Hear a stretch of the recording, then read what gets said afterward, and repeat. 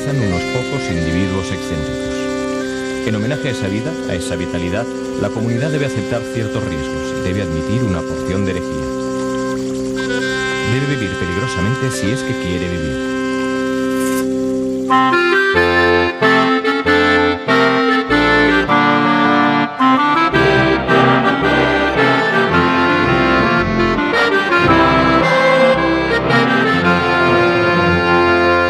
El anarquismo es la libertad, es la puerta abierta hacia el infinito de la libertad y del bienestar de la humanidad.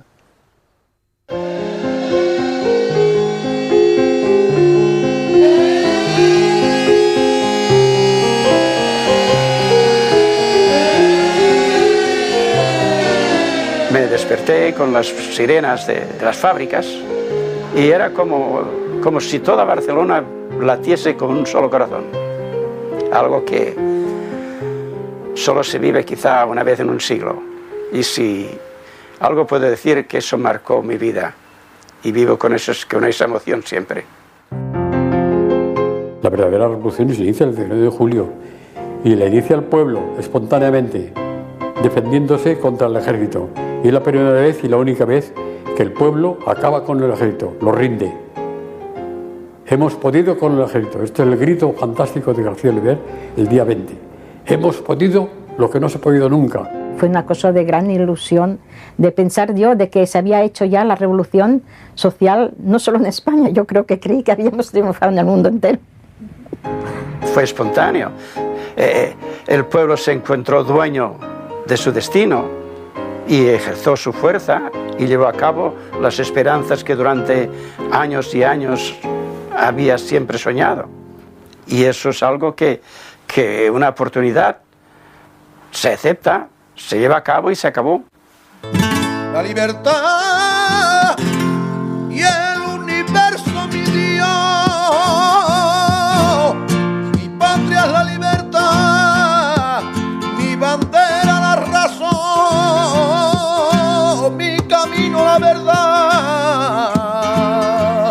Así es como pienso yo.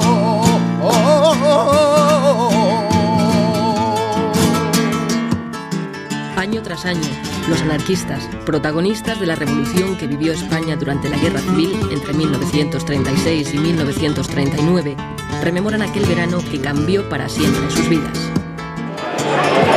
España 36, éramos más jóvenes que ahora. Y cuando piensas que un pueblo sin historia no es un pueblo, no es nada, y esto te tira de culos, Hicieron todos los posibles para desprestigiar a la revolución y para borrarla.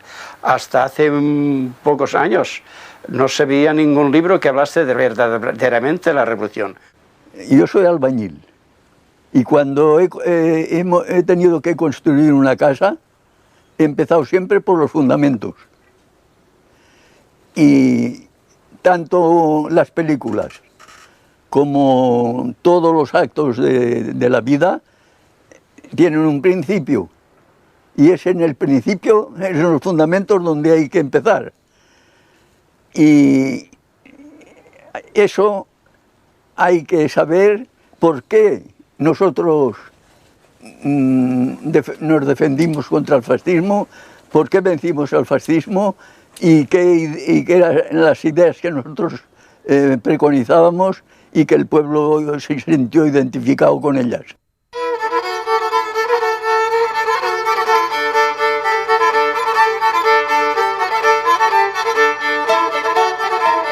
La situación de miseria en la que vive gran parte de la población española en 1930 apenas ha mejorado desde que comenzó la revolución industrial un siglo antes. Continúan el analfabetismo y las profundas desigualdades sociales, sin que las autoridades, la Iglesia ni la burguesía pongan remedio.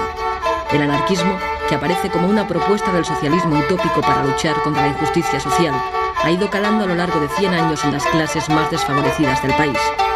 Las ideas de Kropotkin y Bakunin arraigan con fuerza, especialmente en Andalucía y Cataluña.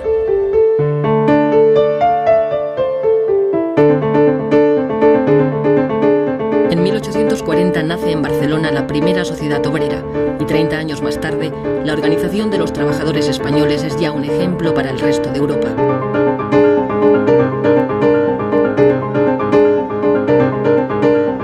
Tras la escisión de la Primera Internacional, en nuestro país triunfan las ideas antiautoritarias de Bakunin frente a las que propugna Marx. Todo ha de ser libre para que funcione. Esa es la gran disyuntiva que hubo entre Marx y Bakunin. Marx era autoritario y Bakunin no. En el sur de España, Fermín Salvochea es una de las figuras más influyentes del anarquismo andaluz. Allí el pueblo está enfrentado a una burguesía propietaria de grandes latifundios improductivos. En virtud de unos cuantos caciques, que son los que manipulaban la política, y los explotadores de grandes extensiones de tierra. Y al trabajador, pues, nos tenían 3 meses, por ejemplo, de trabajo activo. El resto, pues, era casi... No trabajaba, lo que trabajaban muy poco, y vivían muy mal.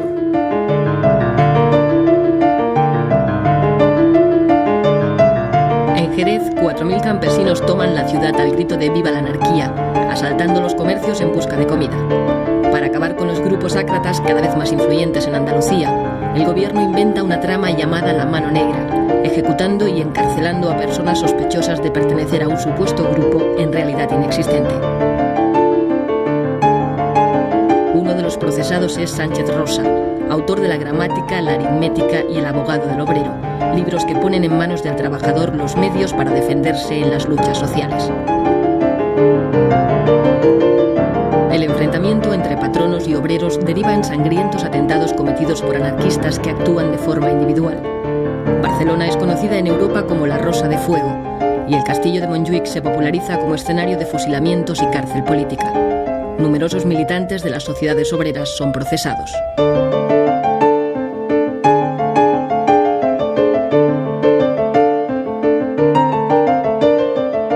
Se ha dado una imagen del anarquismo, de siempre la pistola, siempre... No, señor.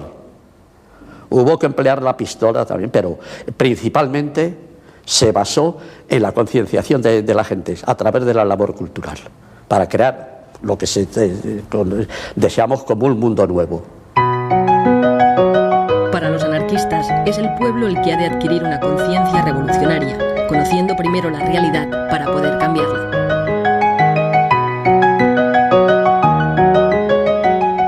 El autodidactismo se explica de esa manera, por afán de saber, pero sin tener medios. Entonces, por eso se explica que haya tanta revista y tanto folleto en el movimiento libertario español. En todos los pueblos había una revista o se hacía un folleto o se hacía un boletín. Es el prodigio que no se explica casi nadie. Soledad Gustavo y Joan Montseny, de sobrenombre Federico Urales, son los creadores a finales del siglo XIX de Tierra y Libertad y la revista Blanca, que llegará a tener 12.000 ejemplares de tirada. La obra de Proudhon, divulgada por Pi Margall, presidente de la Primera República, introduce en nuestro país el concepto de federalismo, principio que adoptarán en el futuro las organizaciones anarquistas españolas. Anselmo Lorenzo, con el proletariado militante, propone ideas revolucionarias para la emancipación de la clase trabajadora en una futura sociedad basada en la libertad, la solidaridad y la ausencia de todo autoritarismo.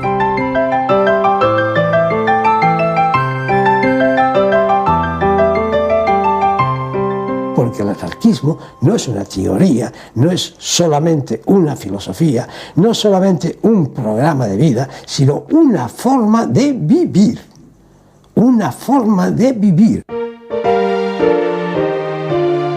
A través de las sociedades obreras, los anarquistas crean escuelas gratuitas que suplen la falta de una enseñanza pública para todos. En 1902, Francisco Ferrer Guardia funda la escuela moderna inspirada en el racionalismo. Basa su enseñanza en el respeto físico, intelectual y moral del niño. Francisco Ferrer Guardia reacciona contra el oscurantismo de la enseñanza de los curas y de los frailes. Siendo cartesiano, pues como era Ferrer Guardia, y siendo libertario, quiso hacer de su escuela una forja de enseñanza, sobre todo dirigida a la razón, sobre todo dirigida a la lógica. Entonces, a partir de ahí, pues se cargaba al capitalismo y a toda la política y a todo el poder, etcétera, etcétera, ¿no?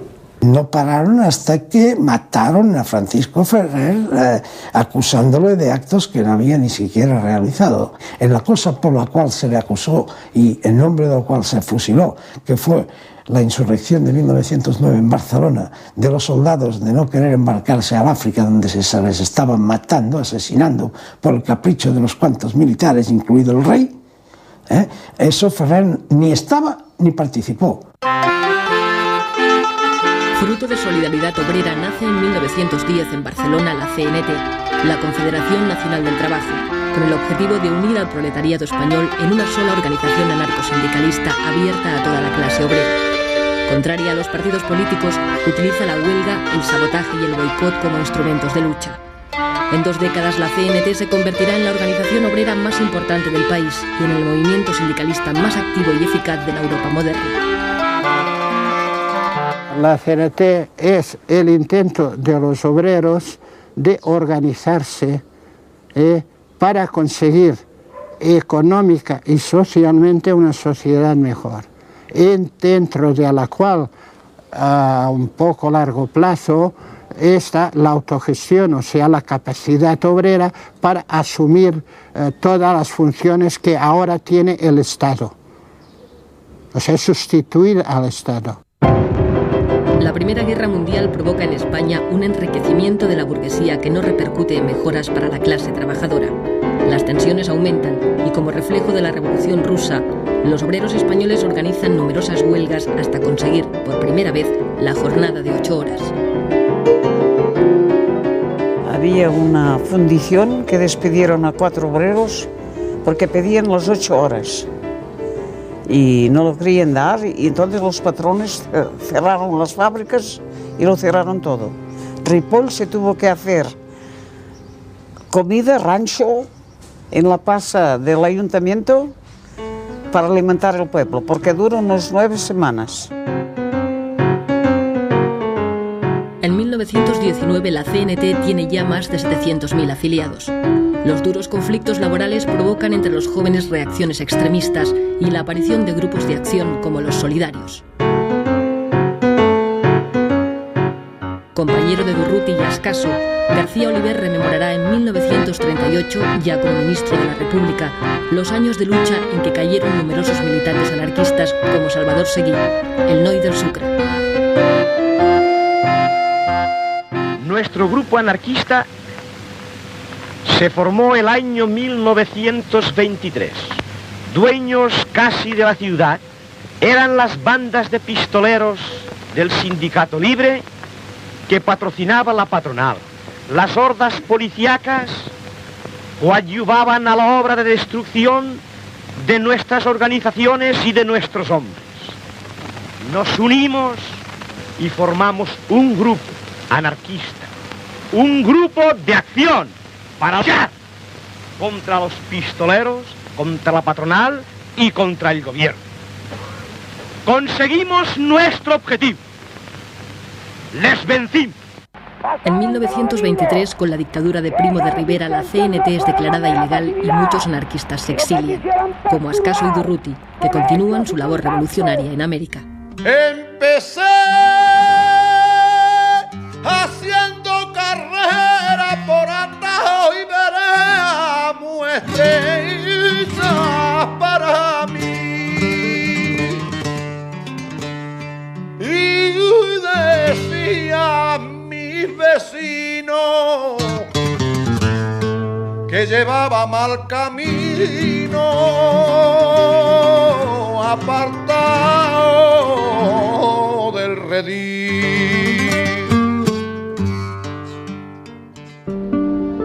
En 1927, en una playa de Valencia, se funda la FAI, la Federación Anarquista Ibérica, que nace con la pretensión de mantener puras las ideas anarquistas dentro de la CNT mediante la formación de pequeños grupos de personas afines, próximas en ideas. Para pertenecer a la FAI, por ejemplo, sin ser retranscrita, se tenía que no haber hecho el servicio militar, no haberse casado por la Iglesia, llevar sus hijos, el que podía, porque a la escuela racionalista se pagaba, no tener vicios ostensibles, todo eso era imprescindible. Entonces había una selección natural que hacía una organización muy fuerte, pero sin sectarismo, por coacción moral. Bueno, mis padres, ya te digo, que fue una temporada secretario de la FAI, siempre tuvo cargos, era un hombre, mi padre era un hombre de acción, entonces era muy radical, mi madre también, y entonces pues, y tenía mucha influencia porque era un hombre eran muy humanos, eran muy cultos, tanto mi padre como mi madre, y siempre se rodearon de gente más o menos afín. Y el hombre anarquista procuraba llevar una vida digna, ser un ejemplo. Durante la dictadura, los anarquistas continúan su actividad de manera clandestina. Es el tiempo también de las grandes emigraciones en busca de mejores condiciones de vida. Y mi padre, debido a la crisis de trabajo en la compañía Peñarroya, pues un día decidió marchar a Barcelona. Pero nosotros nos quedamos allá en espera que el hombre ganase algún dinerillo y pudiéramos coger los billetes correspondientes. Tardó un año en lograr ese dinero. El caso es que encontró a un compadre en Barcelona y le dijo: hombre, puedes venir a trabajar al metro. Y además, la vivienda, yo tengo una barraca en la calle Valencia, entre Rocafort y Entenza. Y en esa barraca, pues vivíamos la familia, el compadre, que eran 5, y nosotros 5, 10 personas en unos metros cuadrados. Pertenecía a la CNT mi padre ya. Si ahí en el metro lo llamaron, con lo que te he dicho anteriormente, para decirle que quedaba en la calle, porque un obrero había cometido una falta profesional y ese obrero era murciano. Y entonces despidieron a 80 murcianos que había. Pero el hecho fue de que todos respondían ya a una acción puramente orgánica CNT y por eso los echaron. Sabíamos que existía un mundo que no era el nuestro, puesto que era el que detenía a nuestros padres, el que nos dejaba sin trabajo, es decir, el mundo capitalista de una burguesía, sabíamos que existía, puesto que éramos víctimas de ello, ¿no?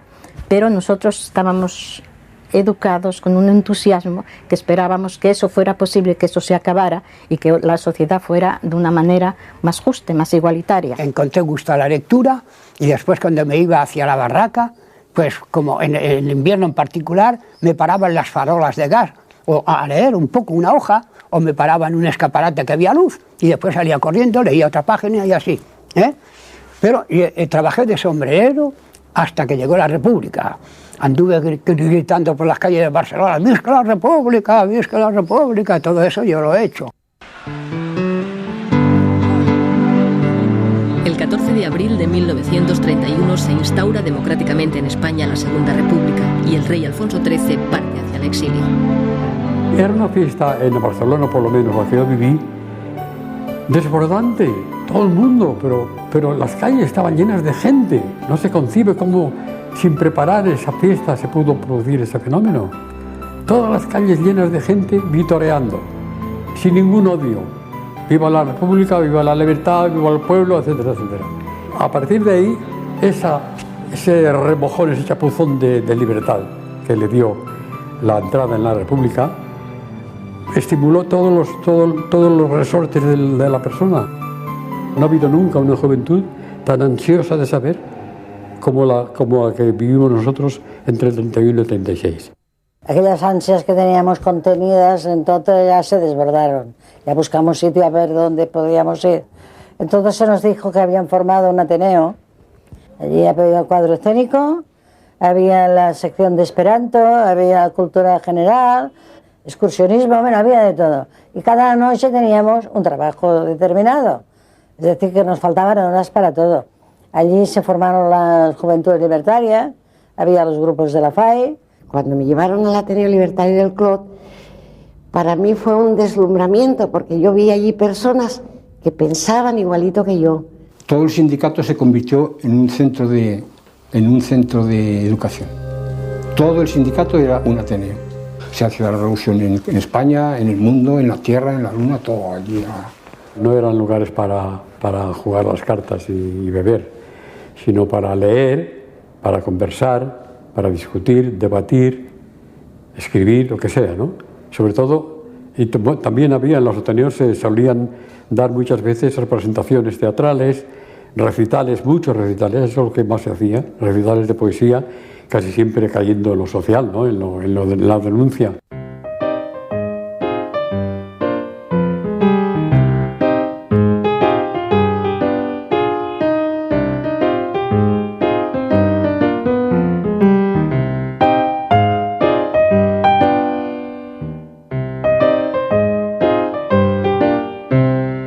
Fue un gran éxito todas las publicaciones anarquistas de España. Llegamos a tener estrictamente del anarquismo más de 70 publicaciones. Cuando se reunían tres anarquistas, coño, se hacía un periódico. Que si El Cantero, que si La Voz de la Tierra. Entonces se inauguraron las paradas en la Rambla, que no se había hecho, que fue un éxito, yo me acuerdo, un entusiasmo. No teníamos manos para vender, no teníamos manos, todo, el aborto legal, las 12 pruebas de la inexistencia de Dios, dinamita cerebral, voceando todos los periódicos y así de gente comprando, porque no nos habían dejado hasta entonces hacerlo. Debía tener 10 años, toda Barcelona voceando Tierra y Libertad. Tierra y Libertad, órgano de la Federación Anarquista Ibérica. Pues eso, fue un núcleo de reunión formidable, donde sobre todo la de prensa, de la gente exponía así sus ideas, y fue un centro de conexión de mucha gente, Tierra y Libertad. Se estaba haciendo una revolución mental extraordinaria. Tierra y Libertad pasó de unos 4.000 ejemplares cuando la cogió mi padre a 20.000 en 1934 y 35. La novela ideal, creada por la familia Urales, padres de Federica Montseny, pretende divulgar las ideas éticas del anarquismo mediante una escritura fácil. La novela ideal hacía una gran labor en la juventud, ¿sabes? Había temas muy interesantes y religiosos también, sobre todo porque la religión en la época en España ha tenido siempre mucho dominio, pues también se buscaban temas en ese sentido, para combatir la religión. Fundada en Alcoy en 1923, Generación Consciente inicia a sus lectores en la sexualidad y la salud. Años más tarde, con el nombre de Estudios, alcanzará los 70.000 ejemplares de tirada. Y esa revista, habían muchas veces artículos que hablaban de estas cosas. Y claro, eso pues a mí pues, me iba llenando, ¿no? A mí me iba... Cuando hay algo que decir, cuando hay algo que decir, no se puede uno callar, porque callar es morir. No se puede uno callar, porque callar es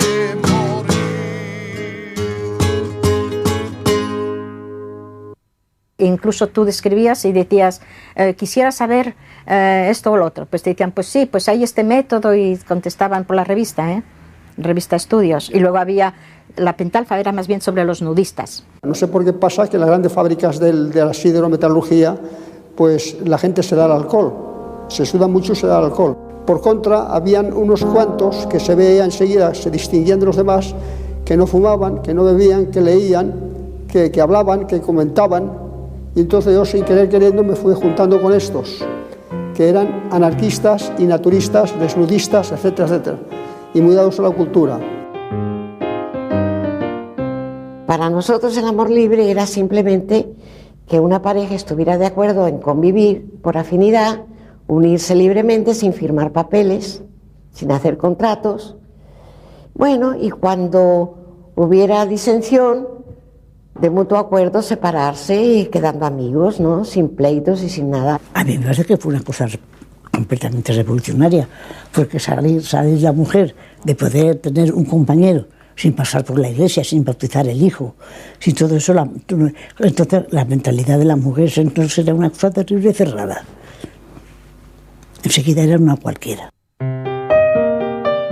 Los anarquistas quieren cambiar la sociedad tradicional por medio de una intensa labor cultural e ideológica, y para ello crean nuevas organizaciones que tratan de propagar la idea entre los jóvenes. Nacen las Juventudes Libertarias, que más tarde se unirán en una federación ibérica de la que Fidel Miró será su secretario general. El lema era cultura y propaganda, repartir propaganda y procurar que entrara gente. No le pedíamos a nadie antecedentes ni qué ideas. ¿Quieres ser de los Juventudes Libertarias? Entra. El día que te canses te largas. Cuando los muchachos me llevaron a las Juventudes Libertarias, me integré al grupo de Sol y Vida. Era un grupo excursionista que nada más el resto de la semana vivíamos esperando el sábado. Teníamos tanto afán de instruirnos, porque éramos todos pues proletarios, que hacíamos paradas y alguien leía un libro, una frase, y entonces la comentábamos, descansábamos, seguíamos andando. Es que era una labor permanente, que quizá incomprendida ahora, pero es la que dio un nivel cultural, un gran sentido consciente de la existencia a estas generaciones que íbamos accediendo al mundo del trabajo. Los mítines, la acción directa y la propaganda ayudan a recuperar la influencia de la CNT. En ciudades como Barcelona, 1 de cada 2 obreros está ya afiliado a la central anarcosindicalista.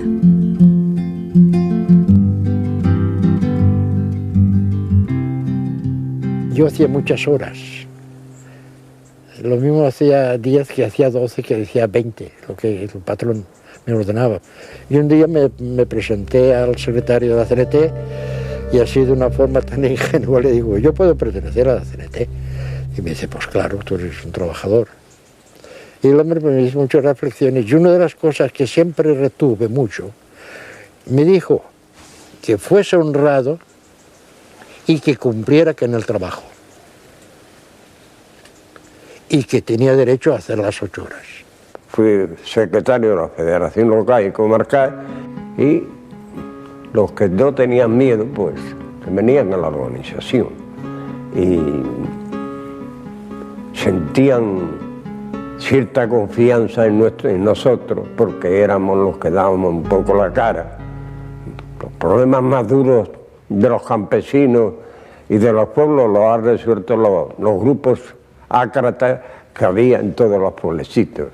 Y teníamos pues un fervor en el hogar, en la fábrica, en el sindicato, en la calle, en La Plata, y claro. Y en Borriana pues se hizo un mitin que fue el del pueblo, fue la Montseny y fui yo.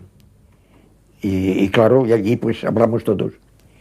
Yo hablé antes que la Montseny, ¿no? Y hablé, y ella pues cuando terminé yo y esto, dice, tú vales mucho para el campesino. Eso me dijo. Y todo yo me acuerdo. Lo más chocante es que allí estaba la plaza llena y hablaban y nadie aplaudía, un silencio, la gente no aplaudía, pero pensaba en lo que decían, escuchaba, solo de cuando en cuando se oía la voz, ¡viva la CNT! Y encuentras un eco rotundo, ¡viva la CNT! O ¡viva el comunismo libertario! Y eso inflamaba, se hacía sentir, vivías intensamente aquellos momentos sin aplaudir, sin esa retórica comunista que aprietan las palmas, palmas y palmas. Era más serenidad, era más conciencia.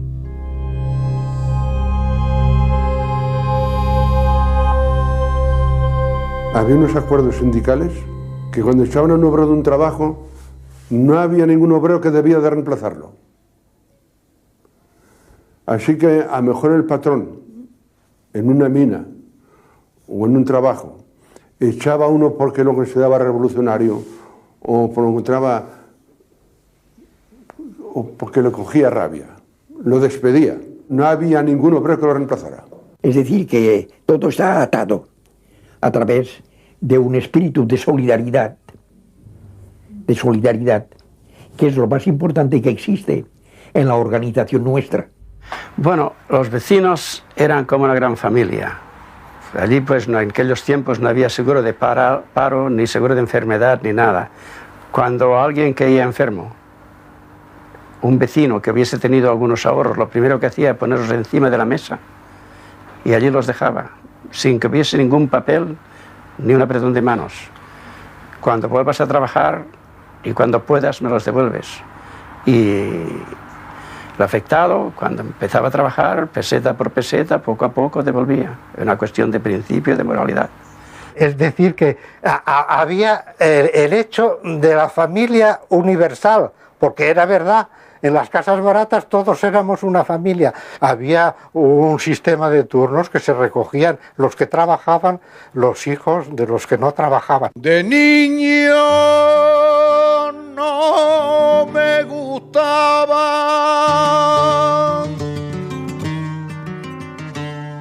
los libros, ni la sotana, ni salir en procesión.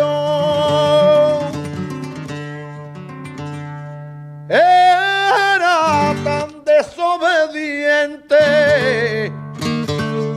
como el viento de poniente, revoltoso y juguetón.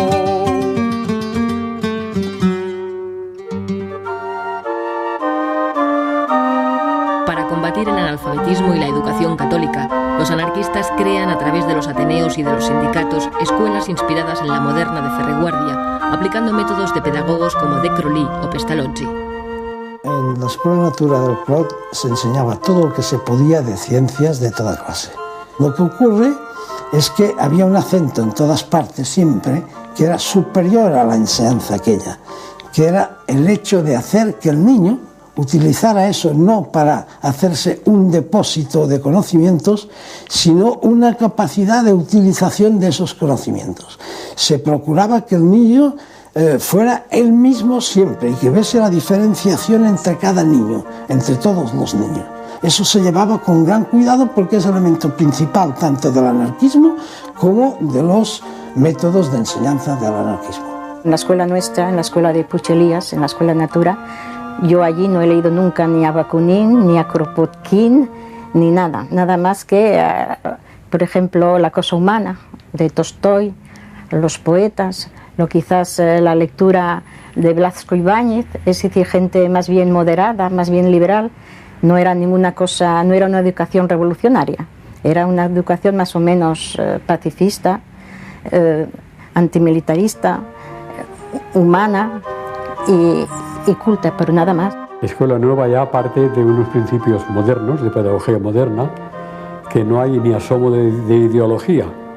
Hay en verdad la idea de la libertad por encima de todo y en la base de todo. La emancipación de los trabajadores ha de ser obra de los trabajadores mismos, si no, no habrá esa emancipación. Es decir, que se autosubvencionaba de diversas maneras, pero autosubvencionaba. Lo que nunca quiso la Escuela Natura ni el sindicato Fabril fueron subvenciones ni del Estado ni del Ayuntamiento. Pero las esperanzas puestas en la República defraudan a las clases más desfavorecidas del país. El gobierno tiene que hacer frente a numerosos levantamientos en Cataluña, Levante y Andalucía.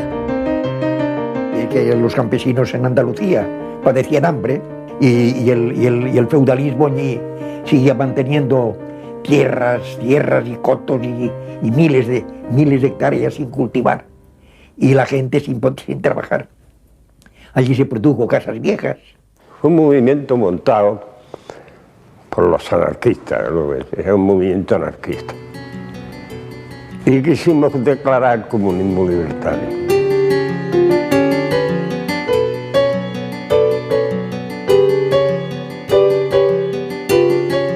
A la familia de Casas Viejas, los asesinaron y además quemaron la casa. Y ese es un pueblo campesino de la provincia de Cádiz.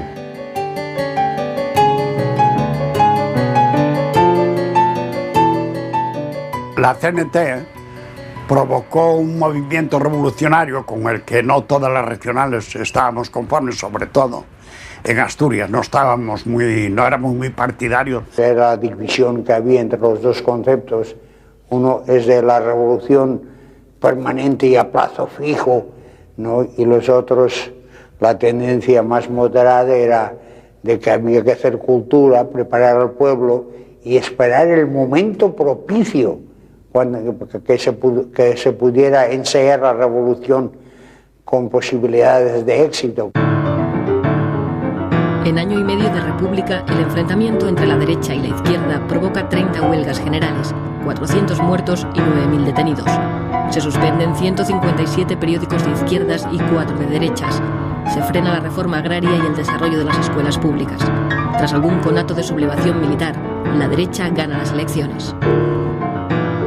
El hombre salió victorioso porque nosotros, el 90%, no fue a votar porque queríamos darle un castigo a la República.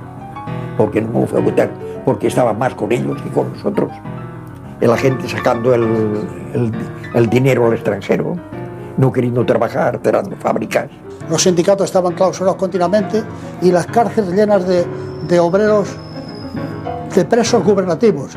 El preso gubernativo es un hombre que no ha hecho nada, que no tiene más que un antecedente sindical. Yo estuve 6 meses y no fue de los que estuve más. En Asturias, los trabajadores de la CNT y la UGT colectivizan minas y fábricas. Ramón Álvarez forma parte del Comité Revolucionario. La idea general estaba concebida, primero, detener el avance progresivo del fascismo en toda Europa. Y después se combinó en uno de los puntos, el fundamental, en que la finalidad del movimiento revolucionario de octubre era la implantación de una sociedad socialista federalista. Pero la revolución de Asturias no es secundada por las fuerzas de izquierda del resto de España. Los obreros asturianos resisten durante 2 semanas el asalto de las tropas enviadas por el gobierno, con el general Franco al frente. La revuelta es aplastada en una acción premonitoria de la guerra que se avecina. Febrero de 1936. El Frente Popular, la izquierda, derrota en las elecciones al derechista Frente Nacional. El voto de la CNT ha sido decisivo. En febrero decidimos votar nosotros. Muchos, yo no voté, pero muchos votaron, porque teníamos alrededor de 15.000 presos en las cárceles de España. Se suceden las huelgas, las ocupaciones de tierras y los enfrentamientos de la Guardia Civil con obreros y campesinos. Mientras la derecha prepara el golpe de Estado, las organizaciones más radicales llaman a la revolución. Para mí el comunismo libertario es mi máxima aspiración. Para ello, en el año 36 celebramos un congreso en Zaragoza y después de mucha discusión, porque a nosotros nos gusta mucho discutir, pues llegamos a un acuerdo concreto de que la CNT propugnaba el comunismo libertario.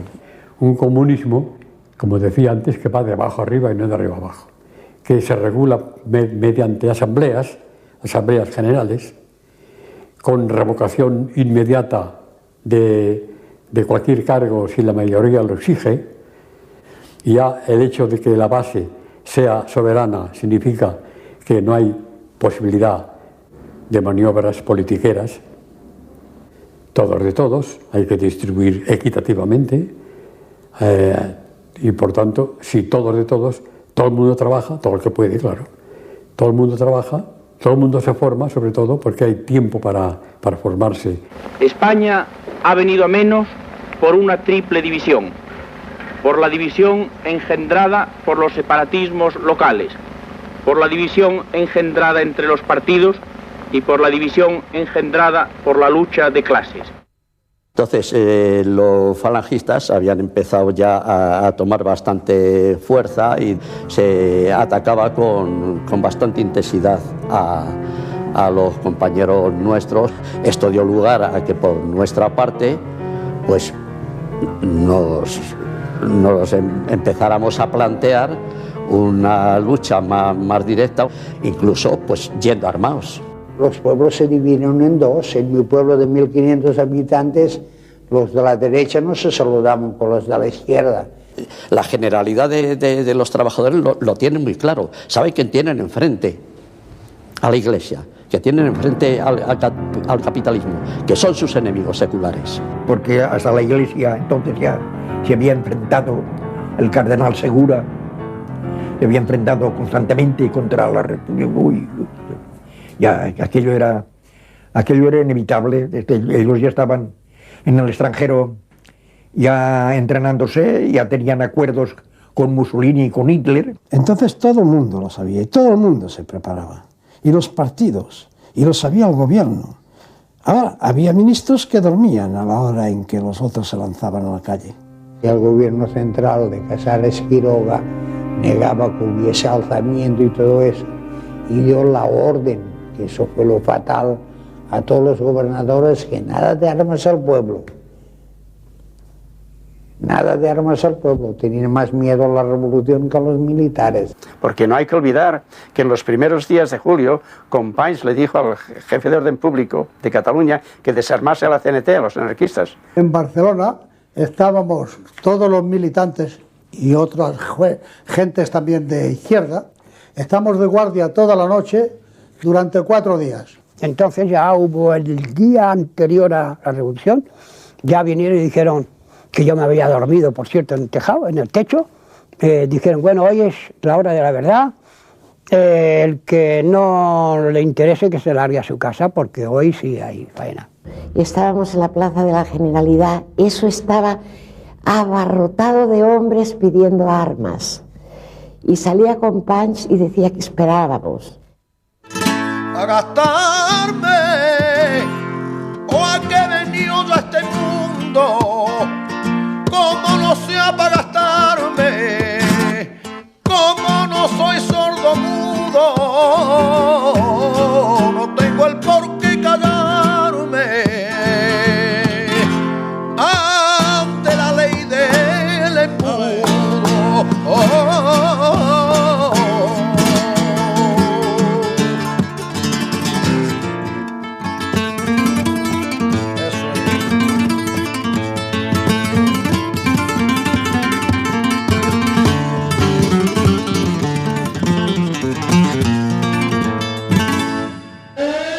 De julio del 36, los obreros de Barcelona alertan a la población ante la sublevación militar. Y cuando sonaron las sirenas, pues era toda una multitud de horta, yo no sé, mil de gente que bajó por aquella avenida de Santa Eulalia al cuartel de San Andrés. Díaz Sandino bombardeó, tiró un par de bombas en el cuartel, se abrieron los portones y todo aquel gentío se lanzó a coger las armas. Ya se hacía de día, y entonces bajamos y al llegar a la carretera de Sants ya vemos un coche que le decía CNT FAI, lo paramos, entonces, oye, ¿qué pasa? Bueno, pues es en la Plaza Cataluña donde está el asunto. Pero al llegar a la altura de la Plaza de Toros, por detrás ya viene una compañía con el fusil en posición de tiro y los oficiales con la pistola en la mano. Y entonces salimos por las bocacalles a tirotearles. Entonces se armó, claro, un poco el desorden entre las tropas. Lo viví con esa emoción de inconsciencia, pero con una gran emoción. Es decir, que ver aquello, de ver todo aquel pueblo armado, todos aquellos coches que claxonaban CNT, CNT, CNT FAI, ver todos aquellos coches con las banderas al viento, ver todo aquel movimiento con esa de generosidad, de lucha, ver además una cosa que me impactó mucho, ver los soldados, ver los guardias de asalto al lado nuestro. Se nos echa en cara que nos apoderamos de 40.000 fusiles, no sé cuántos cañones, no sé cuántos caballos, porque estábamos allí, es que no había otro, porque hasta los guardias de asalto, que hay fotografías parapetados detrás de un caballo, venían con nosotros, no iban con su unidad, venían con nosotros. Pero en fin, como se pudo, como veía tanta gente, parece mentira, como salieron de todas las casas, a millares, la gente, pues se asustaron, los militares se asustaron y se rindieron. Es decir, muy a pesar del gobierno y de todo, el pueblo de Barcelona, guiado por la CNT, derrotó al ejército aquí. Barcelona hizo el cambio y Barcelona impulsó a Madrid que tomase el cartel de la montaña.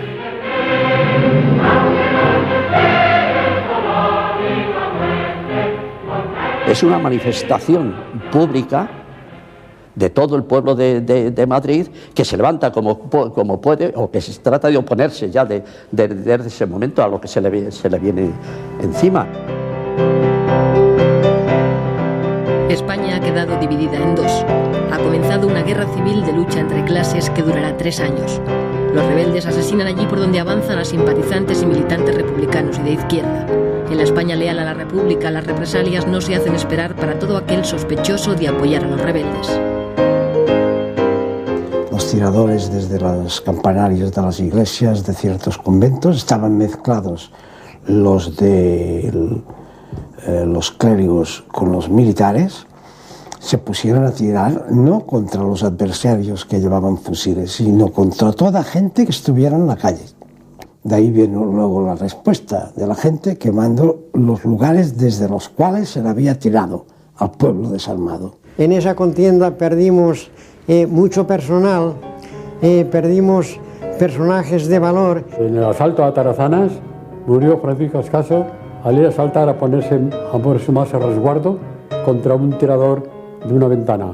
Eso era muy frecuente entre nosotros, sobre todo porque estos hombres en la barricada, al mismo tiempo que escribían, como mi padre, en la barricada eran los primeros.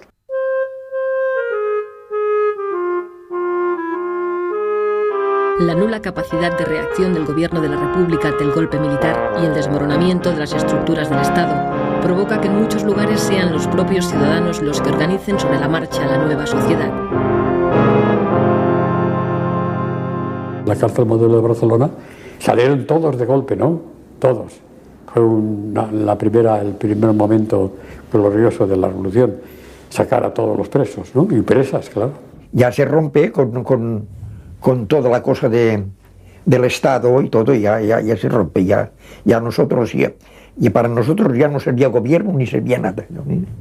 Ya era una cosa del sindicato, ya no aceptábamos órdenes, ni comentarios, ni consejos de nadie, nada más que del sindicato. Hicimos un comité en primer lugar, para reclutar gente para ir a Aragón o donde fuera, y después, en segundo lugar, para evitar que hubieran venganzas personales, ¿no?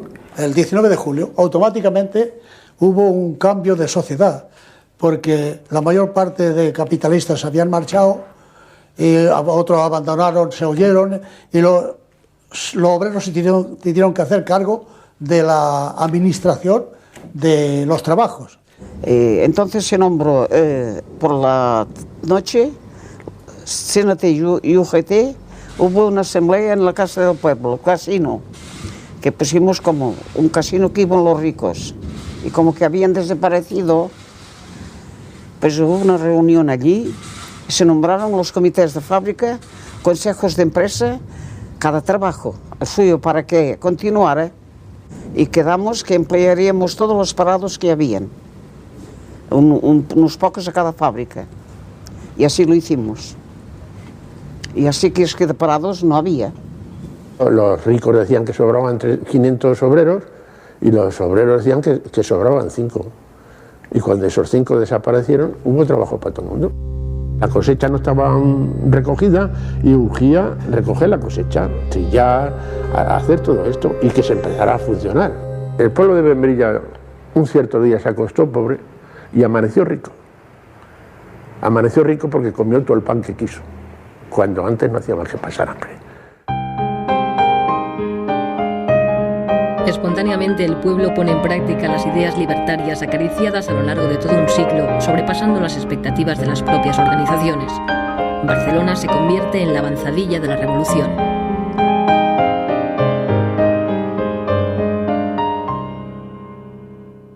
En los primeros días, enseguida entramos en contacto con el sindicato de transporte y empezaron a enseñar a las compañeras a conducir tranvías. Y tú tenías a compañeras conduciendo tranvías. Habían compañeros que empezaron a marchar enfrente o que querían marchar. Yo me dediqué a recoger libros con un camión para crear una biblioteca, que teníamos una ansia loca de crear una biblioteca popular en el barrio. En la entrada queríamos hacer unos carteles así que dijera, y unas vitrinas, biblioteca popular, pueblo, estudia y supérate, entrada libre. En Cataluña los anarquistas son ahora la fuerza mayoritaria y el poder que tenía la Generalitat pasa a manos del Comité de Milicias Antifascistas, un nuevo organismo nacido de la revolución. Los consejeros de la Generalitat abandonaron sus respectivos despachos. La Generalitat se quedó con el solo hombre de Companys en la jefatura de policía y la calle nuestra. Companys, ¿sabes?, pide a la CNT que le mande una comisión para tener una entrevista. Y les dijo, os lo debemos todos, vosotros habéis terminado con este alzamiento, os habíamos juzgado mal. Desde hoy yo no sirvo ya para nada, yo no soy presidente. Si para algo valgo, les dice a la comisión, dice, estaré a vuestro servicio. Palabras de Companys. García Oliver propuso ir a por el todo y se lo opusieron, nada más votaron él y Chena, los de Hospitalet. Se lo puso Santillán y Federica Montseny. Federica Montseny diciendo, ir a por el todo es establecer nuestra dictadura, y eso es una negación del anarquismo. Y Santillán dijo, si vamos a por el todo y establecemos el anarquismo, nos aislamos en España y nos aislamos en el mundo. Todo el mundo no nos va a dar nadie ni ayuda, ni armas, ni nada. Y por eso la CNT no fue a todas ni quiso el poder que le regalaba, no solo regalaba a Companys, ya lo tenía. Y entonces colaboramos juntamente con los demás fuerzas del país con un organismo que se llamó Comité de Milicias Antifascistas. Y entonces la Generalitat dejó de funcionar como tal. Y todo el poder recayó en este comité.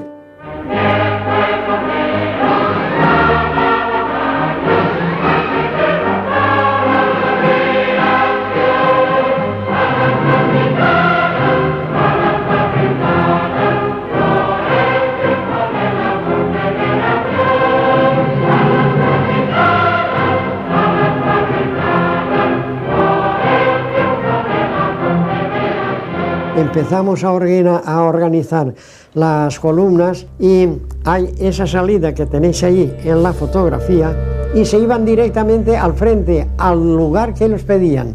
Y la mayoría que pedía lugar era Condorruti, Condorruti, Condorruti.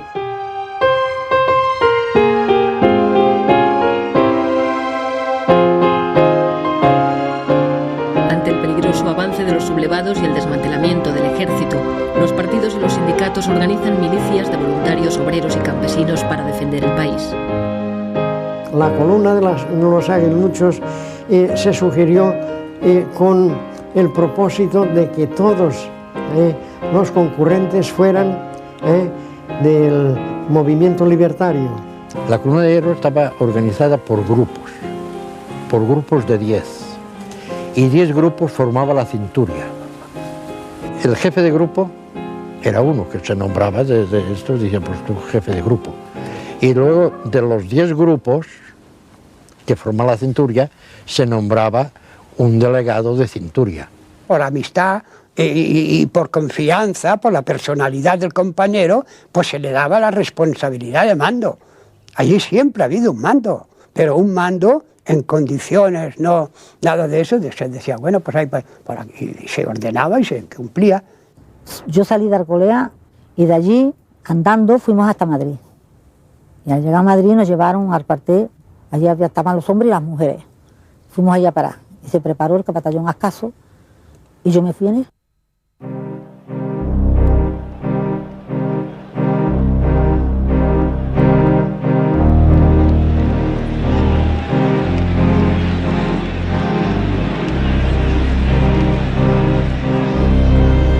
Puedo decir que a medida que nosotros íbamos actuando con la columna de Urruti, nosotros dábamos las manos a los campesinos y a toda aquella gente, transformando la sociedad en autosugestión, en una serie de actividades, colectividades, que sea lo que nosotros habíamos pretendido toda la vida.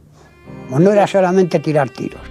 Ahí, a medida que nosotros avanzábamos, pues ellos tenían campo libre para poder formar, darle forma y ética a lo que tenía que ser nuestra sociedad, nuestra futura sociedad.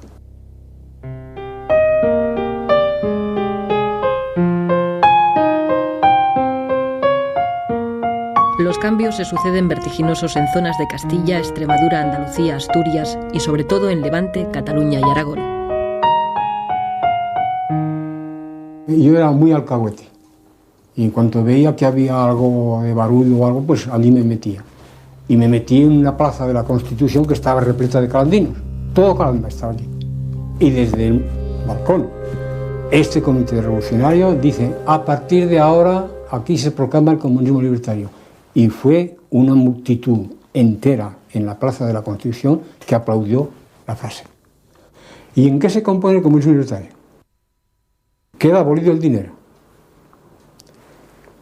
Se va a expropiar a todo propietario, izquierdista o de derechas. Toda la maquinaria a disposición del pueblo, todos los edificios para que sean alojados los habitantes, independientemente de quién sea el propietario, trabajo colectivizado, distribuidos los trabajadores en grupos. No hizo falta senecas para organizar aquello, que fueron los trabajadores mismos.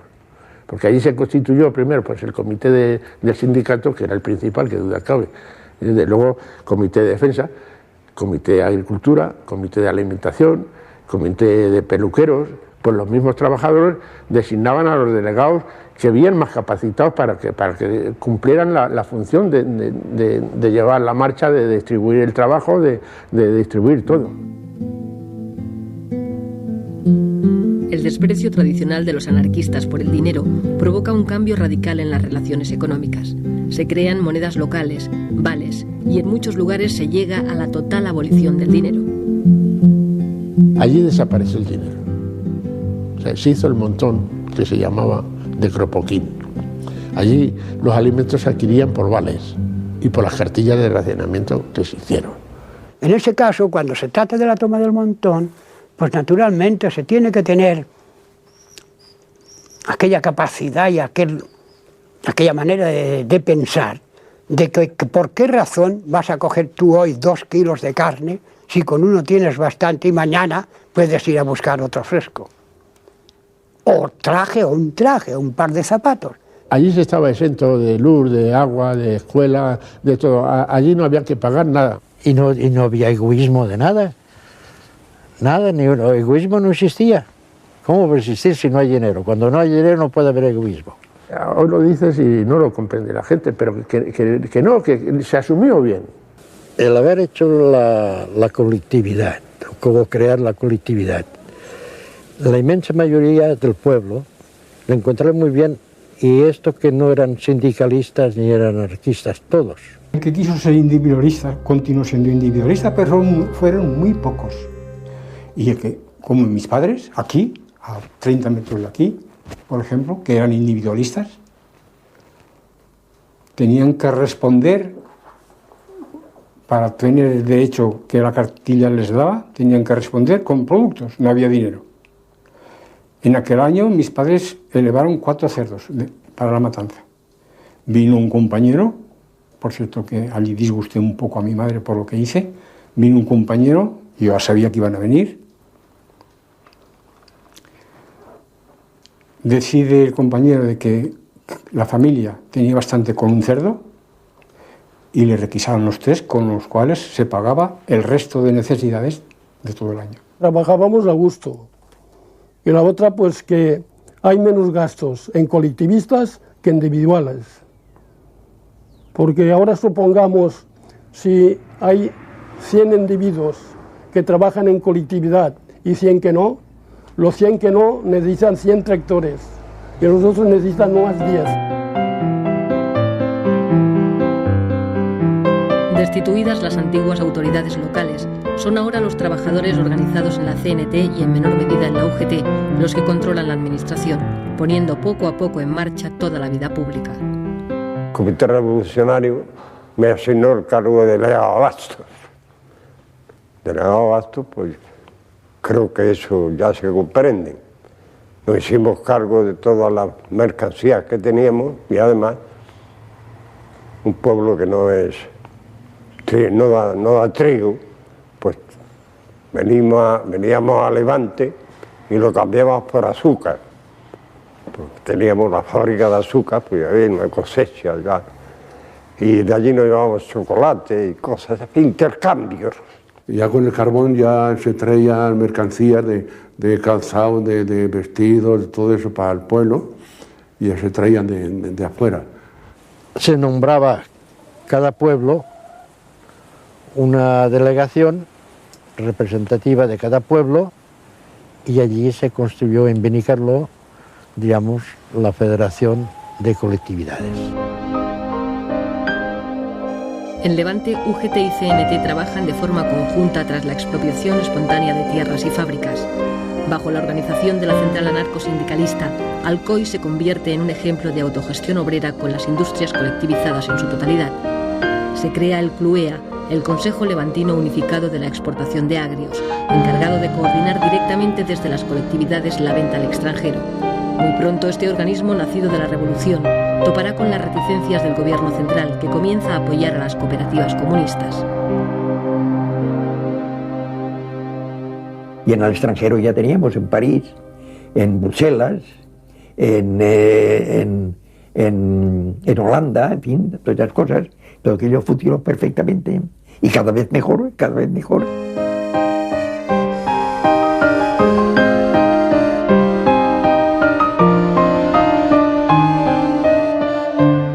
En Asturias, la CNT y la FAI forman parte del Consejo de Asturias y León, del que Ramón Álvarez es consejero de Pesca.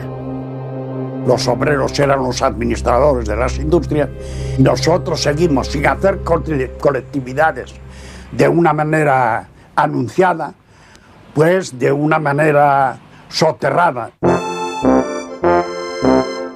CASPE es la sede del Consejo de Aragón, el primer organismo de gobierno anarquista de la Revolución Española. 8 consejeros coordinan la labor de las colectividades de la región.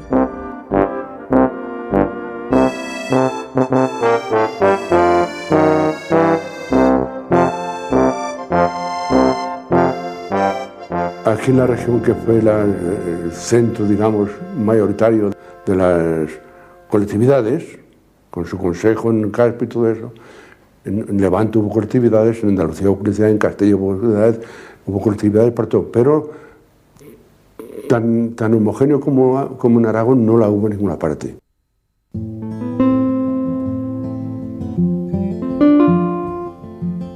La revolución social que vive la España rural consigue el apoyo mayoritario de los campesinos. Son 3 millones de españoles viviendo bajo los principios del comunismo libertario.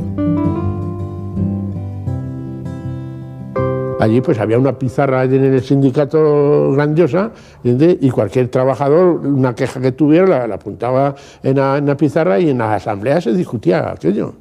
El exponer una cosa era ponerlo, digamos, en armonía de los demás si aceptaban aquella proposición. Si se acordaba bien, si no se acordaba, pues otra cosa, ¿verdad? Pero siempre desde la base. No nos regíamos porque no mandase el comité regional una cosa. Porque claro, cada pueblo tiene su cultura. Por lo tanto, al tener su cultura, tiene sus costumbres. Entonces no son las mismas costumbres nuestras aquí valencianas, como diríamos las andaluces, son diferentes. Con la ocupación de tierras y un reparto más racional del trabajo, la producción aumenta. La gestión colectiva de los beneficios permite la construcción de hospitales, escuelas, acequias, granjas y centros de experimentación agrícola. Había, además del grupo escolar Francisco Ferrer, donde se pusieron 18 maestros, del huerto del convento, del huerto de los frailes concretamente, se hizo una zona de experimentación agrícola. Se plantaron viñedos, se plantaron olivares, olivares que eran viejos, que eran productivos, se hacía carbón. En fin, hubo una transformación y que la colectividad prosperó mucho.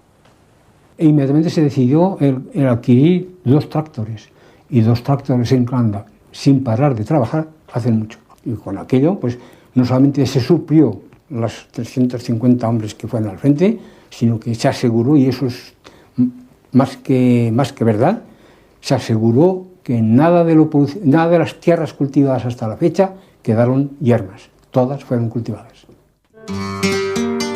Como aquel que cada otorga verdad, y aunque la ignorancia es sorda, pude levantar la voz más fuerte que los ladrillos de los perros consentidos y que la voz del pastor.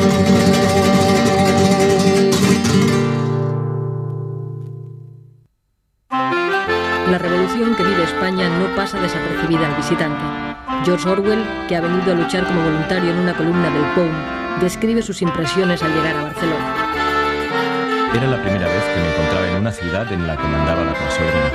Los anarquistas ejercían virtualmente el control de Cataluña y la revolución se encontraba en plena marcha. Las actitudes de tipo servil habían desaparecido. Nadie decía señor o don y ni siquiera usted. Todo el mundo se trataba de compañero y de tú. Y decía salud en lugar de buenos días.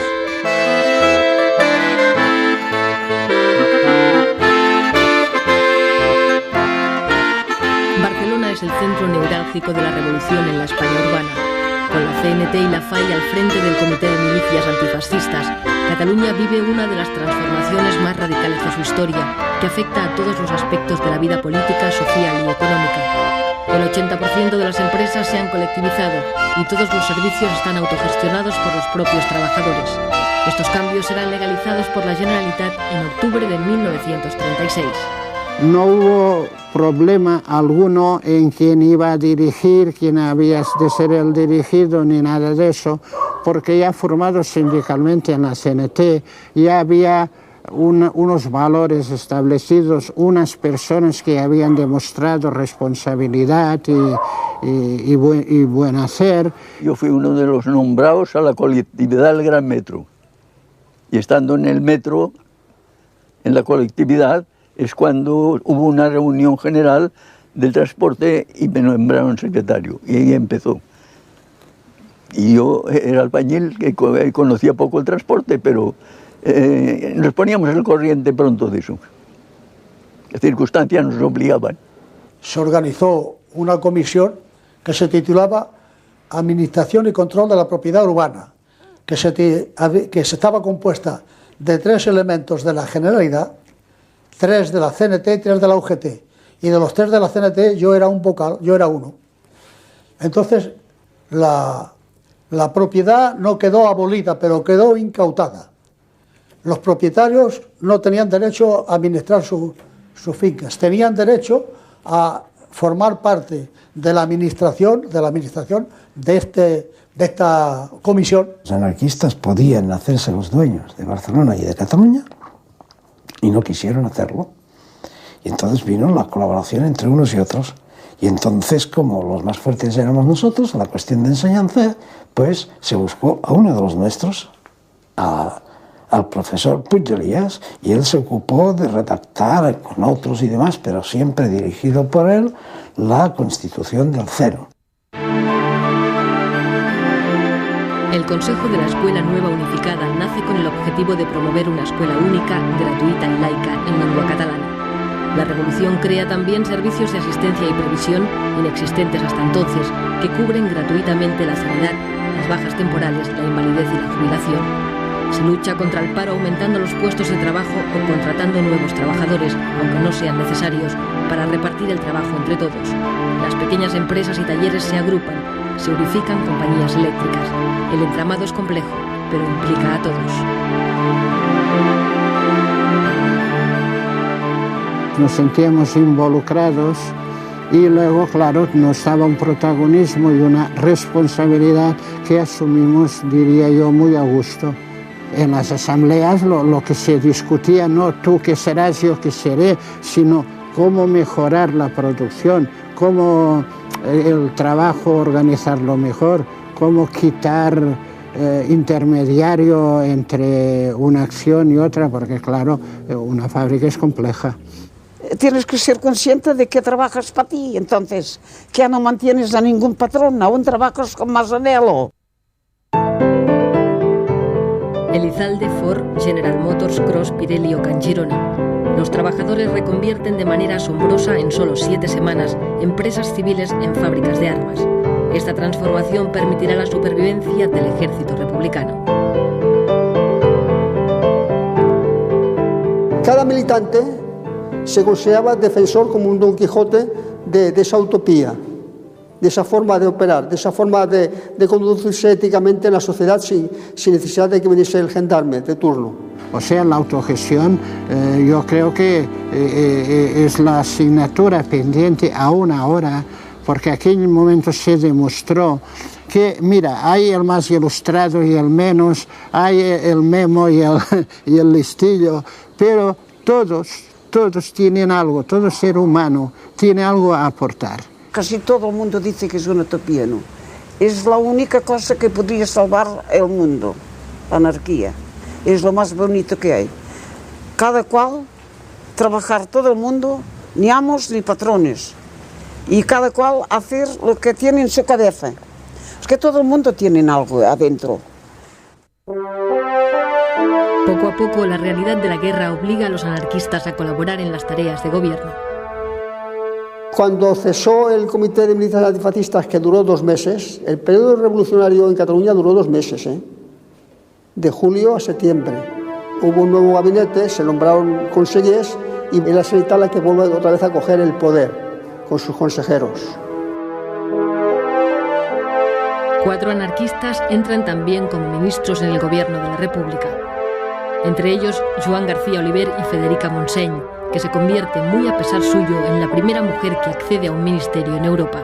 Estaba ella en contra de esto y en contradicción con ella misma, y te aseguro que le costó. Y cuando yo veía que además luego los compañeros la criticaban, yo me ponía desesperada. En Cataluña, por ejemplo, las juventudes fueron los primeros que se rebelaron contra la actitud de colaboracionista de la CNT. Y después que hasta cierto punto se creaba una burocracia que no era muy buena. Con la mayoría de hombres en el frente, son las mujeres las que ocupan los puestos de trabajo. Ellas tienen ahora la ocasión de hacer su propia revolución.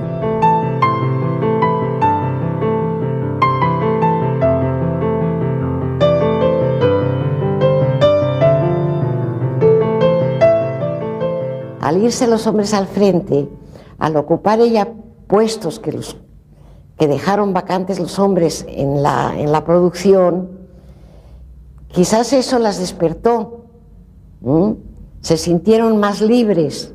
Las compañeras que conocía, la una estaba en una fábrica de alpargatas, ella era la que llevaba todo aquello, la otra en una fábrica de azúcar, cuando estos eran puestos que lo habían llevado hombres antes. Nosotros le dábamos la importancia que debíamos haberle dado a la mujer. En las asambleas de la CNT apenas veías 3 mujeres, una mujer en la casa. Los hombres se reían con todos los derechos y nosotros queríamos preparar a la mujer para que supiera usar sus derechos con respeto a sus hijos, a su casa, a su marido y a su propia vida. Mujeres Libres nace a partir de agrupaciones locales, convirtiéndose en una de las organizaciones feministas más importantes de la época. Suceso Portales en Guadalajara y Concha Diaño en Barcelona son 2 de sus principales impulsoras. Éramos distintos a los movimientos de liberación femenina burgueses, porque nos dábamos cuenta que ellas, por su preparación, luchaban por equipararse o en competitividad con los hombres para ocupar los cargos que ocupaban los hombres. Pero nosotras nos dirigíamos a la mujer proletaria, a la obrera, a la que no tenía instrucción, que salieran de ese servilismo, que salieran de esa sumisión, en el trabajo, en el hogar, que se consideraran personas adultas. Y ahí fue donde tuvimos que hacer mayor énfasis, y en crear escuelas donde la mujer se capacitara, no solamente para leer y escribir. Me parece que yo no te podría decirlo, cientos y cientos de mujeres analfabetas que convertimos a que supieran leer y escribir. Así que cuando formábamos una agrupación, lo primero que se hacía era la escuela. A las mujeres las educábamos sexualmente con clases. Teníamos clases especiales y mujeres que las educaban y iban a los hospitales a hacer prácticas, inclusive. Hicimos una serie de folletos a este respecto, y con respecto a la relación del hombre con la mujer, que enviamos al frente. Hicimos por lo menos miles y miles de folletos, unos folletitos pequeños. Los anarquistas promueven cambios sociales únicos en Europa. García Oliver, ministro de Justicia, Es el primero en dictar en España una ley que iguala los derechos del hombre y la mujer. Federica Montseny, ministra de Sanidad, promulga la ley del aborto, que solo llega a aprobarse en Cataluña.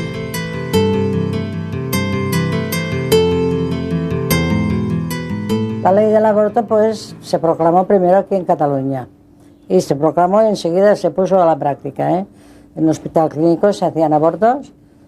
Parecía muy bien suprimir una maternidad que no era deseada, les parecía lógico, pero por parte de los médicos hubo un rechazo enorme. La maternidad consciente solo se puede adquirir a través de los conocimientos que te ocupas de conocer. Si estas mujeres no habían leído nunca nada y no sabían hacer nada, pues no podías pedirle una maternidad consciente, ni a los hombres tampoco mismo, ni siquiera a los hombres.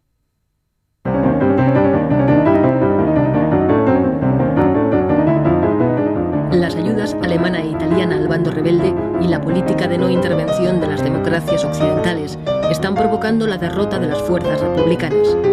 El ejército franquista está a las puertas de Madrid y hace falta un golpe de moral para levantar el ánimo de los madrileños, que ven como el propio gobierno de la República huye a Valencia. Durruti es en esos momentos el personaje más carismático, el más solicitado.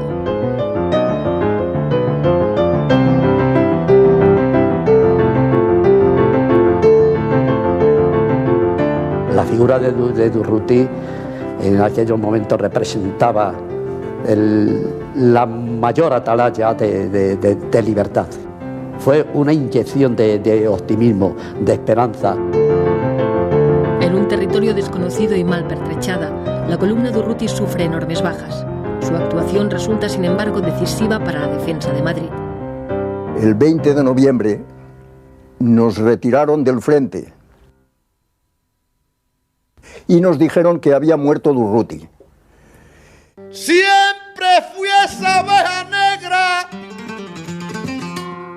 que supo esquivar las piedras que le tiraban nada.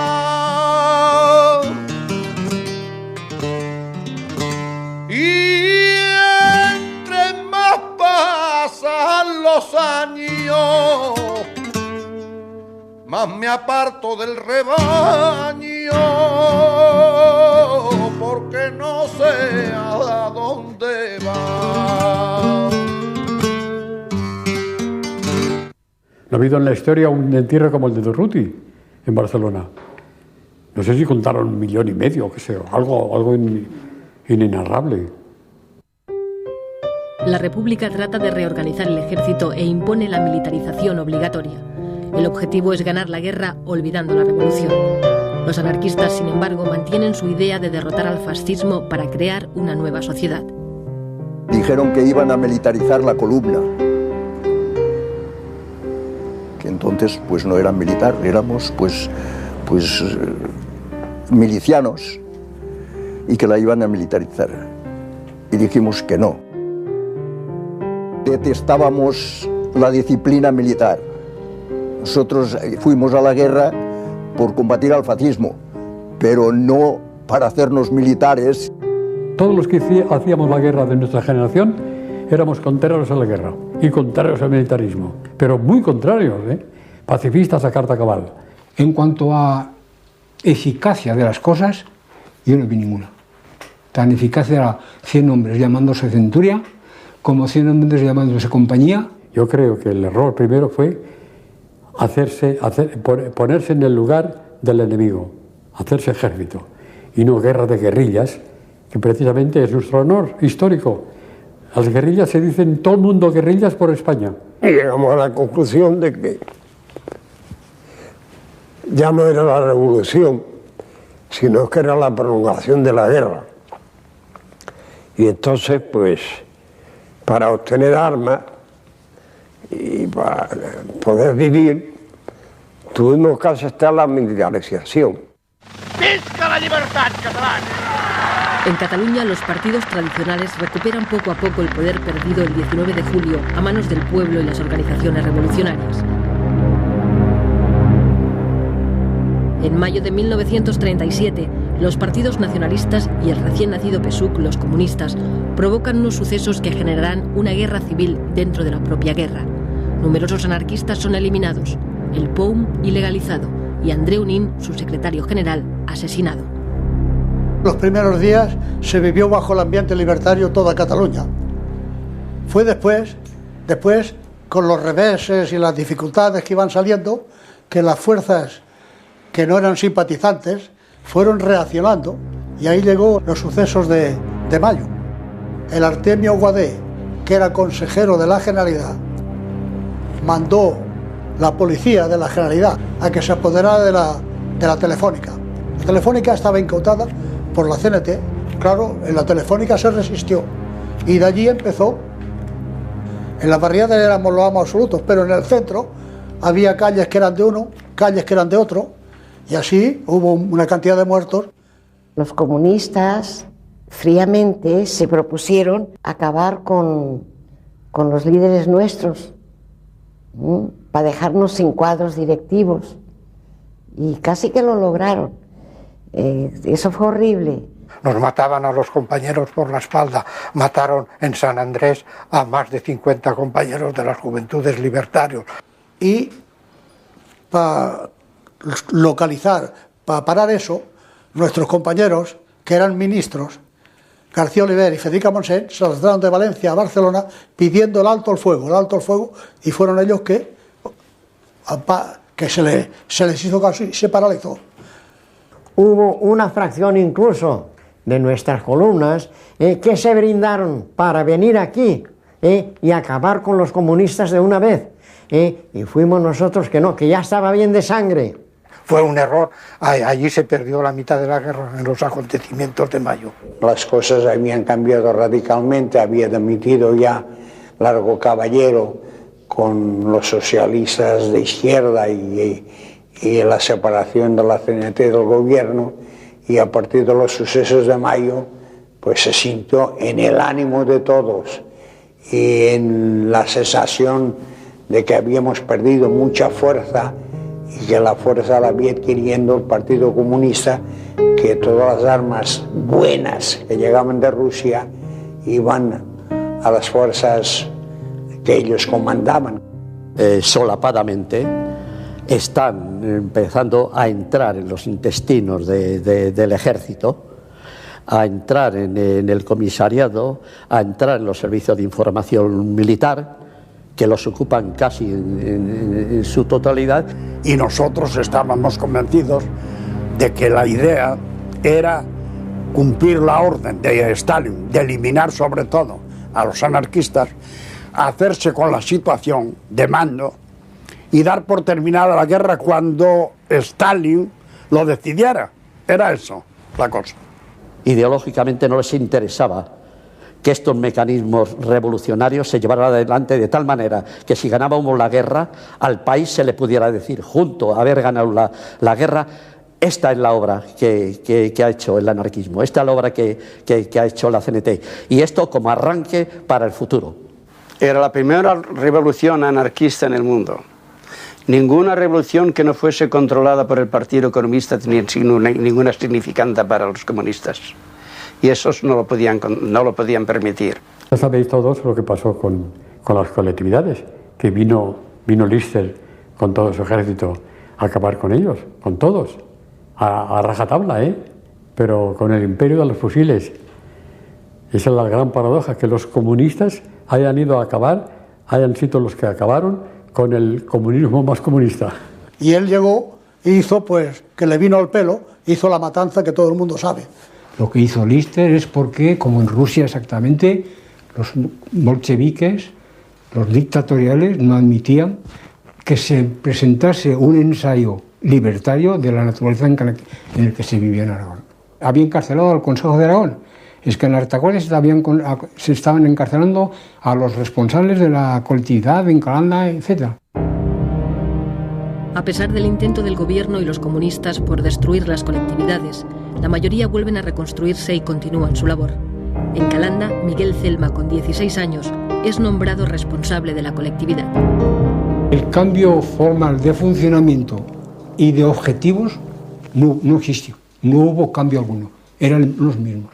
Y eso duró pues hasta el 15 de marzo de 1938. Durante toda la guerra no disminuyó la capacidad productiva de Cataluña, ni su capacidad colectivizadora, ni la presión de ciertos elementos conservadores de la Generalidad, ni los comunistas pudieron borrar la autonomía económica de la que la CNT tenía en Cataluña. Guerra, falta de materias primas, destrucción de instalaciones, boicot del capitalismo internacional y agresión del propio gobierno de la República. La revolución que vive España desde 1936 con la puesta en práctica de las ideas anarquistas ha sufrido todo tipo de contratiempos y, sin embargo, la producción ha aumentado. Han mejorado las condiciones de trabajo, hay más igualdad entre los ciudadanos y la economía tiene un funcionamiento más racional. Pues esas colectividades tuvieron que luchar, en primer lugar, con una situación anómala, en guerra, con una economía nula, porque todo dependía de Cataluña. Cataluña, si le daba la gana, daba dinero, y si no, pues ya el hecho de tener que pedir ya molesta, y sobre todo al aragonés. En fin, todos los inconvenientes, y no digamos ya la política de Madrid. La política de Madrid no había jamás ni un diario que no fuera de la CNT que dijera algo bueno de la Revolución Española, de la Revolución Cenetista o de las colectividades, de nada. Ya sabéis que siempre el anarquismo ha tenido una prensa malísima. Que en 3 años no se pueden hacer muchas cosas, más siempre cuando tienes una guerra civil, te tenías que apañar con lo que había, ¿no? Porque nos faltaba todo, las materias primas, había la cuestión de la inseguridad, los bombardeos, el pueblo vivió mal. Yo no soy de los que digo que no hubo disputas o no hubo cosas después, pero el conjunto de lo que fue el comunismo libertario, colectividad, paz y justicia de Membilla, para mí, y lo demuestro al que quiera, que es la única solución que tiene la humanidad para poder vivir bien. Porque de otra forma no existe. Porque ahí se demostró que me hacía falta la Guardia Civil, me hacía falta los ricos, me hacían falta los curas para vivir bien, que son los únicos que entorpecen la marcha de la riqueza, porque la única riqueza que existe es el trabajo.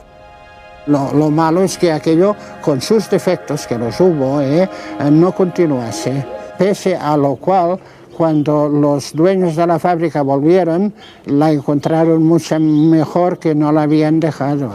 Cuidado. Aparte de haber duplicado la producción. Can Chirona, cuando terminó la guerra, al hacer balance, gran sorpresa para los dueños, gran sorpresa. Se había capitalizado mucho más de lo que era antes de la guerra. ¿Por qué? Porque se habían importado máquinas, herramientas, porque se habían importado hornos eléctricos para hacer aleaciones especiales que no se tenían. Pues cuando entraron las tropas franquistas, alguien, el que fuera autoridad para ello, dio orden de demoler estas nuevas construcciones. Y hoy no queda nada de aquello. Fue destruido, porque era un prestigio para la zona republicana y para los que habían gestionado y dirigido la empresa de Can Chirona, o sea, del material. Estábamos muy al tanto que las potencias democráticas no querían que nosotros ganáramos. Sin embargo, la pasión podía más que nada y decíamos, bueno, aquí seguiremos hasta que podamos. Pero y cuando llegó el final, que sabíamos que tenía que llegar, nos costaba mucho aceptarlo. Mucho, mucho, mucho, mucho. Eso fue muy doloroso, porque no solo perdíamos la patria, perdíamos nuestros ideales y sabíamos que para siempre. La lucha ya se fue perdiendo, ya la retirada. Hasta que se replegaron, ya fueron a la Seu d'Urgell, ya se replegaron, y ahí es cuando nos enteramos de que se perdía Barcelona. Y entonces estábamos allí unos compañeros y mi padre telefoneó a Barcelona. Telefoneó a la casa CNT-FAI y le contestó una voz: arriba España, viva Franco. Y es la única vez, no la única, pero en eso vi que a mi padre le salían, colgó así el teléfono y le saltaron 2 lágrimas. Ya comprendí. Yo creo que aquel fue un momento muy emocionante para los que estábamos allí.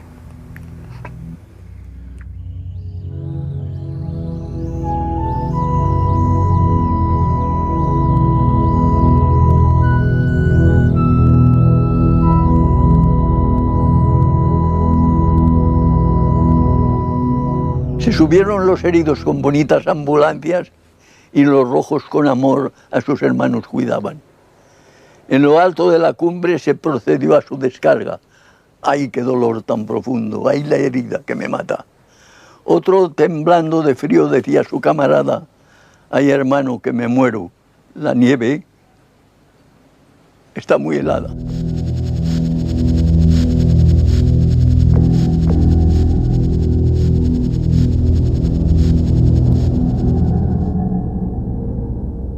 Nos dijeron que la guerra había terminado. El que no quisiera, el que no estuviera de acuerdo con el régimen de Franco, se podía ir al extranjero porque los puertos de Valencia y Alicante estarían abiertos mientras habría una sola persona que quisiera marchar. No salió nadie del puerto de Alicante, de Rojos, de la zona republicana, no marchó nadie. Nada más, nos cogieron a todos. Y nos llevaron al Albatera. Campo de Albatera fue cruel. Algo que el que no ha pasado por un sitio así no puede creerse las barbaridades que allí lleguemos a sufrir. El hambre, el maltrato, los palos que nos llegaron a pegar, aquello no lo sabe más que los que estuvimos allí.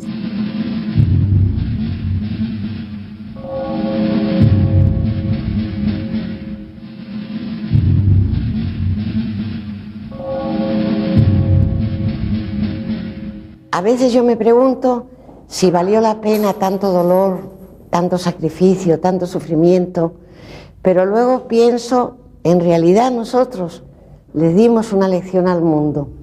Por más que sea, pudimos dar un ejemplo de que es posible vivir sin gobierno, porque no había gobierno, y marchaban las colectividades, y marchaba todo funcionaba, de mutuo acuerdo.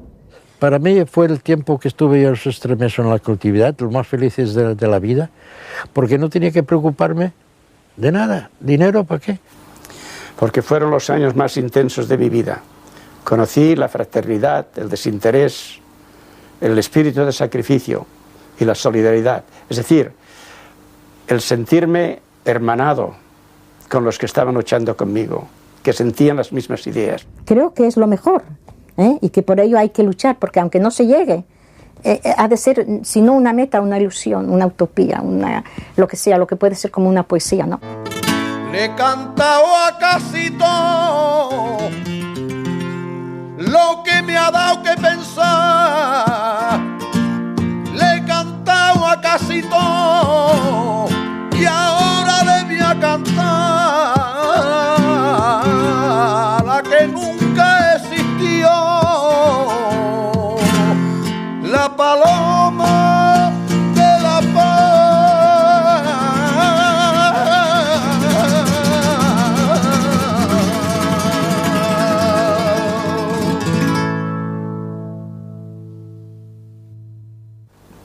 A los osados pertenece el futuro. Cuando no podemos soñar más, morimos. Así lo dice Emma Goldman y eso es verdad.